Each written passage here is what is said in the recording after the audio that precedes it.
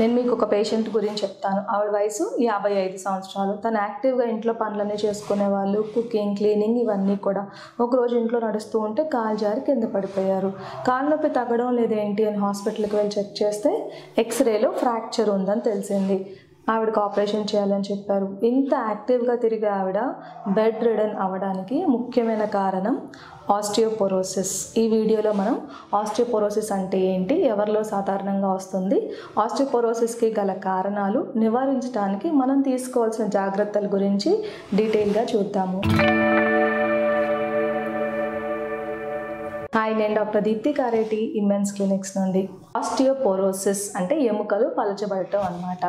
Osteopenia అనేది osteoporosis కన్నా ముందు దశ. మన భారతదేశంలో అయితే 50 సంవత్సరాలు దాటిన ఆడవాళ్ళలో ప్రతి ఇద్దరిలో ఒకరికి అంటే 50% మంది వరకు ఆస్టియోపీనియా ఉన్నట్టుగా పరిశోధనల్లో తెలిసింది. ఆస్టియోపోరోసిస్ మన భారతదేశంలో సుమారుగా 6 కోట్ల మందికి ఆస్టియోపోరోసిస్ ఉంది. ఆస్టియోపోరోసిస్ వల్ల చిన్న దెబ్బ తగలగానే ఫ్రాక్చర్స్ అయిపోతూ ఉంటాయి. వీళ్ళ క్వాలిటీ ఆఫ్ లైఫ్ మొత్తం కూడా దెబ్బతింటూ ఉంటుంది. ఆస్టియోపోరోసిస్ గురించి వివరంగా చూసే ముందు మనం బోన్ టర్న్ ఓవర్ గురించి చూద్దాం.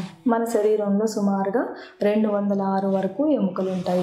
ఎముకలో బయట ఉన్న భాగాన్ని కార్టెక్స్ అంటాము, లోపల ఉన్న భాగాన్ని ట్రెబెక్యులర్ పార్ట్ అంటాము. ట్రెబెక్యులర్ పార్ట్లోనే యాక్టివ్ బోన్ రీమోడలింగ్ అనేది జరుగుతుంది. బోన్ రీమోడలింగ్ అంటే ఒక బిల్డింగ్ కట్టేసినట్టు చిన్నప్పటి నుంచి ఒక మనిషి ఎదగగానే వాళ్ళ బోన్స్ కట్టేయడం అనేది జరగదు. బోన్ అనేది జీవిత కాలం కూడా రీమోడలింగ్ అంటాము. అంటే ఇది ఒక డైనమిక్ స్ట్రక్చర్. ఎముకలో ఆస్టియోబ్లాస్ట్ మరియు ఆస్టియోక్లాస్ అనే 2 రకాల సెల్స్ ఉంటాయి.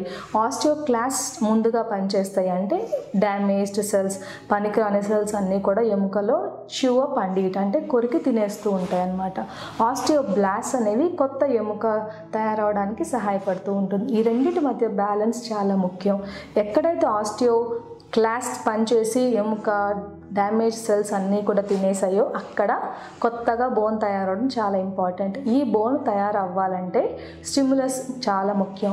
ఈ స్టిమ్యులస్లు 3 రకాలుగా ఉంటాయి. ఒకటిది బోన్ స్టిమ్యులస్ అంటాము, అంటే బోన్ స్ట్రెంగ్త్ కోసం బోన్కి స్టిమ్యులస్ ఇవ్వాలి. ఇది ఎక్సర్సైజ్ ద్వారా మనం చేయొచ్చు. మజిల్ యాక్టివిటీ ద్వారా ఎముకకి సిగ్నల్ వెళ్ళిపోతుంది. దానివల్ల అక్కడ ఆస్టియోబ్లాస్ట్ పనిచేసి ఎముక తయారవడం అనేది జరుగుతుంది. హార్మోన్స్ చాలా ముఖ్యం. న్యూట్రియంట్స్ అంటాము, ఎముకలో 30% వరకు ప్రోటీనే ఉంటుంది. అది కొలాజన్ ఫామ్లో ఉంటుంది కాబట్టి ప్రోటీన్ సరిపడా తీసుకోవాలి. విటమిన్ సి కూడా కొలాజన్ తయారీకి ఉపయోగపడుతుంది. సో విటమిన్ సి, ప్రోటీన్ ఎక్కువగా ఉన్న ఆహార పదార్థాలు మరియు కాల్షియం ఎక్కువగా ఉన్న ఆహార పదార్థాలు తీసుకోవడం చాలా ముఖ్యం బోన్ తయారీ కోసం. 50 సంవత్సరాలు దాటిన తర్వాత క్రమేణా బోన్ డెన్సిటీ అనేది తగ్గిపోవడం అనేది మనం గమనిస్తుంటాము. అది కూడా పోస్ట్ మెనోపాజల్ విమెన్లో. వీళ్ళలో ఈస్ట్రోజన్ హార్మోన్ తగ్గిపోతుంది కాబట్టి బోన్ డెన్సిటీ గ్రాడ్యువల్గా తగ్గిపోతుంది, పలచపడుతూ ఉంటుంది బోన్. కాబట్టి పలచబడిన బోన్కి బలం ఉండదు కాబట్టి ఈజీగా ఫ్రాక్చర్స్ అనేది మనం గమనిస్తూ ఉంటాము. ఆస్టియోపోరోసిస్ రావడానికి ఇంకొక ముఖ్యమైన కారణం vitamin deficiencies. Vitamin D deficiency ఉన్నా కూడా ఆస్టియోపోరోసిస్ వచ్చే అవకాశాలు ఉంటాయి. మన ఆహారం తీసుకున్న తర్వాత అందులో ఉన్న కాల్షియం మన బాడీలోకి అబ్జర్బ్ అవ్వాలంటే విటమిన్ డి చాలా ముఖ్యం. విటమిన్ డి లోపం ఉన్న వాళ్ళలో ఈజీగా ఆస్టియోపోరోసిస్ వచ్చేస్తుంది. మనం ఎండలోకి వెళ్ళినా విటమిన్ డి దొరుకుతుంది. ఎగ్ యొక్క కొన్ని రకమైన ఫిష్ తీసుకున్నా కూడా విటమిన్ డి దొరుకుతుంది. విటమిన్ డి చాలా తక్కువ ఉన్న వాళ్ళలో అవసరమైతే ఇంజెక్షన్స్ మరియు వారానికి ఒక టాబ్లెట్ కూడా ఇవ్వడం అనేది మేము చేస్తూ ఉంటాము. విటమిన్ కే డెఫిషియన్సీ ఉన్నా కూడా ఆస్టియోపోరోసిస్ వచ్చేస్తుంది. ఎందుకంటే విటమిన్ కే అనేది బ్లడ్లో ఉన్న కాల్షియం ఎముకల్లోకి పంపించాలంటే విటమిన్ కే చాలా ఇంపార్టెంట్ రోల్ ప్లే చేస్తుంది. కాబట్టి విటమిన్ కే డెఫిషియన్సీ ఉన్నా కూడా ఆస్టియోపోరోసిస్ వస్తుంది. విటమిన్ కే మనకి అధికంగా ఆకుకూరలు, కూరగాయల్లో దొరుకుతుంది.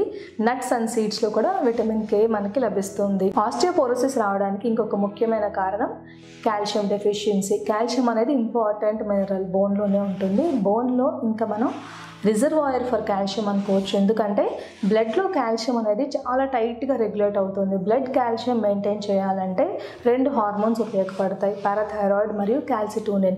పారాథైరాయిడ్ హార్మోన్ అనేది బ్లడ్లో కాల్షియం లెవెల్స్ తగ్గిపోగానే ఇది బోన్ నుంచి కాల్షియం బయటకు తీసుకొచ్చి బ్లడ్లో పెట్టేస్తుంది.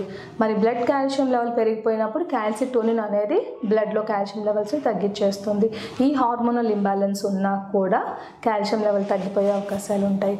కొంతమంది అనుకుంటూ ఉంటారు, మాకు బ్లడ్లో కాల్షియం లెవెల్ సరిపడా ఉంది కదా, మరి మాకు ఆస్టియోపోరోసిస్ లేదు అనుకుంటారు. అయితే మీరు పొరపడినట్టే. ఎందుకంటే బ్లడ్లో కాల్షియం లెవెల్ మెయింటైన్ అయినా కూడా ఎముకల్లో కాల్షియం లెవెల్ తగ్గిపోవచ్చు. దానినే మనం ఆస్టియోపోరోసిస్ అంటాము. ఆస్టియోపోరోసిస్ రావడానికి ఇంకొక ముఖ్యమైన కారణం మనం తీసుకునే ఆహారం. మనం ఆహారం తీసుకున్నప్పుడు అసిడిక్ ఫుడ్స్ ఎక్కువగా తీసుకుంటే, అంటే alcohol, processed carbohydrates, non veg items ఎక్కువగా తిన్నా, రెడ్ మీట్ వంటివి తీసుకున్నా, కాఫీ, షుగర్ కంటెంట్ ఎక్కువగా ఉన్న ఆహార పదార్థాలు తీసుకున్నా కూడా బ్లడ్ మొత్తం యాసిడిక్గా మారిపోతుంది. ఈ యాసిడిక్ pHని నార్మల్ చేయడానికి బ్లడ్లోకి బోన్ నుండి కాల్షియం విడుదల చేయడం అనేది జరుగుతుంది. కాబట్టి బోన్ వీక్ అయిపోయి ఆస్టియోపోరోసిస్ త్వరగా వచ్చే అవకాశాలు ఉంటాయి. మీరు తీసుకునే ఆహార పదార్థాల్లో ప్రాసెస్డ్ మీట్ ఉండకుండా చూసుకోండి. రెడ్ మీట్ అవాయిడ్ చేస్తే మంచిది. ఆల్కహాల్ మానేయాలి. కాఫీ, టీ వంటివి కూడా లిమిటెడ్గా తీసుకుంటే మంచిది. ఆస్టియోపోరోసిస్ రావడానికి ఇంకొక ముఖ్యమైన కారణం పెస్టిసైడ్స్. స్ట్రెస్ పెరిగినా కూడా ఆస్టియోపోరోసిస్ వచ్చేస్తుంది. ఎందుకంటే స్ట్రెస్ ఎక్కువగా ఉన్న వాళ్ళలో కార్టిజోల్ అనే హార్మోన్ ఎక్కువగా ఉంటుంది. కాబట్టి ఇది బోన్ రిసార్ప్షన్, అంటే బోన్ నుండి కాల్షియం బయటకు పంపించేస్తుంది. బోన్స్ వీక్ అవ్వడం అనేది జరుగుతుంది అనమాట. ఆస్టియోపోరోసిస్ రావడానికి బిగ్గెస్ట్ రిస్క్ ఫ్యాక్టర్. ఆస్టియోపోరోసిస్ రావడానికి ఇంకొక ముఖ్యమైన కారణం ఏజింగ్. ఏజ్ పెరుగుతున్న కొద్దీ కూడా బోన్ డెన్సిటీ తగ్గిపోవడం అనేది మనం గమనిస్తూ ఉంటాము. అందుకని పెద్దవాళ్ళలో హిప్ ఫ్రాక్చర్స్ అయినాయి, కింద పడ్డారు అని కూడా మనం గమనిస్తూ ఉంటాం కదా. హిప్ ఫ్రాక్చర్స్ అవ్వడానికి వర్టెబ్రల్ కాలం, అంటే వెన్నుపూసలో ఉన్న ఎముకలు కూడా దెబ్బతినడానికి ముఖ్యమైన కారణం ఆస్టియోపోరోసిస్. ఆస్టియోపోరోసిస్ని నివారించాలంటే కొన్ని జాగ్రత్తలు తీసుకోవాలి. షుగర్ పేషెంట్స్లో కూడా మనం ఆస్టియోపోరోసిస్ ఎక్కువగా గమనిస్తూ ఉంటాము. ఎందుకంటే షుగర్ లెవెల్స్ పెరిగిపోయినప్పుడు రక్తంలో అడ్వాన్స్డ్ గ్లైకేషన్ ఎండ్ ప్రోడక్ట్స్ అనేవి తయారవుతూ ఉంటాయి. ఇవి ఇన్ఫ్లమేషన్ వల్ల శరీరంలో త్వరగా ఏజింగ్ మరియు ఆస్టియోపోరోసిస్ని కూడా దారితీస్తుంది. ఆస్టియోపోరోసిస్ రావడానికి ఇంకొక ముఖ్యమైన కారణం ఎక్సర్సైజ్ చేయలేకపోవడం. ఇంకొక ముఖ్యమైన కారణం ఒత్తిడి, నిద్ర సరిగా పోకపోవడము, టాబ్లెట్స్ వాడడం. అది కూడా యాంటాసిడ్స్ అంటాము, ప్రోటాన్ పంప్ ఇన్హిబిటర్స్. మీరు రెగ్యులర్గా వాడుతూ ఉంటారు కదా ప్యాంటాప్. కొంతమంది మా పేషెంట్స్ చెప్తుంటారు, మేము ఉదయం లాగానే రోజు ప్యాంటాప్ వేసుకుంటామండి, అది వేసుకుంటేనే మాకు అసిడిటీ తగ్గుతుంది అంటారు. ఇలా రోజు మనం టాబ్లెట్స్ వాడేస్తే యాంటాసిడ్స్, మన స్టమక్లో యాసిడ్ కంటెంట్ తగ్గిపోతుంది. కాల్షియం అబ్జార్ప్షన్ జరగాలంటే మనం తీసుకున్న ఆహారం నుండి ఖచ్చితంగా స్టమక్లో యాసిడ్ pH మెయింటైన్ అవ్వాలి. సో ఎవరైతే ఎక్కువ కాలం గ్యాస్ టాబ్లెట్లు వాడుతూ ఉంటారో వాళ్ళలో కాల్షియం డెఫిషియన్సీ వచ్చేసి ఆస్టియోపోరోసిస్ వచ్చే అవకాశాలు ఎక్కువగా ఉంటాయి. ఆస్టియోపోరోసిస్ నివారించాలంటే తీసుకోవాల్సిన జాగ్రత్తలు ఇప్పుడు మనం చూద్దాం. ఇందులో మొదటిది డయట్. ఆహారంలో కాల్షియం ఎక్కువగా ఉండే ఆహార పదార్థాలు తీసుకోండి. పాలు, పెరుగు ఇటువంటివి తీసుకుంటే మంచిది. పాలు, పెరుగు కొంతమందికి పడదు, లాక్టోజ్ ఇంటాలరెన్స్, మోషన్స్ అయిపోతూ ఉంటాయి, కడుపు ఉబ్బరంగా ఉంటుంది. కొంతమంది మాకు క్వాలిటీ పాలు దొరకటం లేదండి, పాలు తీసుకోలేమంటూ ఉంటారు. ఇటువంటి ఇబ్బందులు ఉన్న వాళ్ళు కేవలం పాలు మాత్రమే కాదండి, మనం రోజు ఆకుకూరలు, కూరగాయలు తీసుకున్నా కూడా అందులో కాల్షియం దొరుకుతుంది. 100 గ్రాముల పాలకూరలో సుమారుగా 100 గ్రాముల వరకు కాల్షియం ఉంటుంది. రాగుల్లో కాల్షియం ఎక్కువ ఉంటుంది, నువ్వుల్లో కాల్షియం ఎక్కువ ఉంటుంది. మీరు రెగ్యులర్గా తీసుకునే ఆహార పదార్థాల్లో ఇవి ఇంక్లూడ్ చేస్తే మంచిది. ఒక రోజులో కనీసం 1000 మిల్లీగ్రామ్స్, అంటే 1000 మిల్లీగ్రామ్స్ వరకు అయినా సరే కాల్షియం మనకు అవసరం అవుతుంది. టాబ్లెట్స్ వాడేవాళ్ళు నేనేం సజెస్ట్ చేస్తానంటే 500 మిల్లీగ్రాముల వరకు టాబ్లెట్ తీసుకోండి. ఇంకొక 500 మిల్లీగ్రాములు డైట్ ద్వారా తీసుకుంటే మంచిది. మీరు ఒక కప్పు పెరుగు, అంటే 100 గ్రామ్స్ పెరుగు తింటే 100 మిల్లీగ్రామ్స్ వరకు కాల్షియం ఉంటుంది. ఒక టేబుల్ స్పూన్ యూజ్ చేసి రాగి జావ చేసుకుంటే అందులో మీకు 70 గ్రాముల వరకు కాల్షియం ఉంటుంది.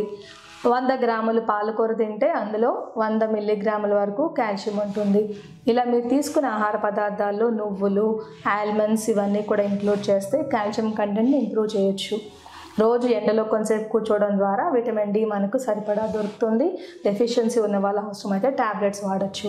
విటమిన్ కే మనకి చాలా ముఖ్యమైన విటమిన్ అనుకున్నాం కదా, మనకు కాల్షియం ఎముకలోకి వెళ్ళి డిపాజిట్ అవ్వడానికి. విటమిన్ కే మనకి ఆకుకూరలో పుష్కలంగా దొరుకుతుంది. కాబట్టి రోజు మీరు తీసుకునే ఆహారంలో ఒక పూట ఆకుకూర ఉండేలాగా చూసుకోండి. ఆస్టియోపోరోసిస్ని నివారించాలంటే ఇంకొక ముఖ్యమైన జాగ్రత్త ఏంటంటే రెగ్యులర్గా వ్యాయామం చేయడం. వాకింగ్ రోజు కనీసం ఒక అరగంట అయినా వ్యాయామం చేస్తే మనం ఆస్టియోపోరోసిస్ని నివారించవచ్చు. కొంతమంది వెయిట్ ట్రైనింగ్, రెసిస్టెంట్ ట్రైనింగ్ అంటాం, అవి చేయగలిగిన వాళ్ళు ఉంటే రెగ్యులర్గా మీరు జిమ్కి వెళ్ళి వ్యాయామం చేస్తే ఇంకా మంచిది. షుగర్ లెవెల్స్ ఖచ్చితంగా కంట్రోల్లో పెట్టుకోవాలి. ఆస్టియోపోరోసిస్ని నివారించడం ద్వారా మనం ఆడవాళ్ళల్లో కానీ ఏజ్ అయిన మగవాళ్ళల్లో ఖచ్చితంగా ఫ్రాక్చర్స్, ఇటువంటి కాంప్లికేషన్స్ని నివారించుకోవచ్చు.